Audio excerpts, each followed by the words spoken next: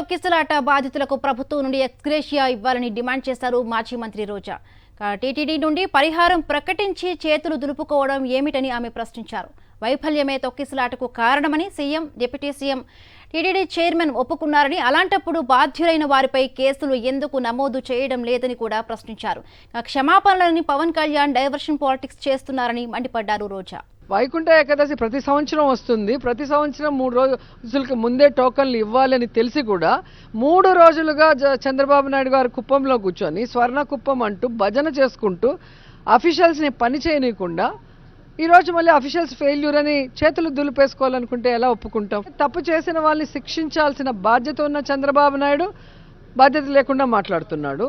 అలాగే పని పాటలు లేకపోయినా ఎలా డైవర్షన్ పాలిటిక్స్ చేస్తారో డిప్యూటీ సీఎం గారు, ఆయన కూడా ఈరోజు క్షమాపణ చెప్పాలి, క్షమాపణ చెప్తే చాలు వీళ్ళని వదిలిచ్చేద్దామన్న ప్రయత్నం చేయడం మనం కళ్ళారా చూస్తున్నాం. నేను ఒకటే అడుగుతున్నాను ఈ కూటమి ప్రభుత్వాన్ని. చంద్రబాబు నాయుడు చెప్పాడు అఫీషియల్స్ ఫెయిల్యూర్ అని చెప్పి, మన పవన్ కళ్యాణ్ గారు చెప్పారు పాలక మండలి failure, chairman, additional JEO, EO failure అని చెప్పడం జరిగింది. అలాగే చైర్మన్ వచ్చి ఎస్పీ ఫెయిల్యూర్ అని చెప్తున్నారు.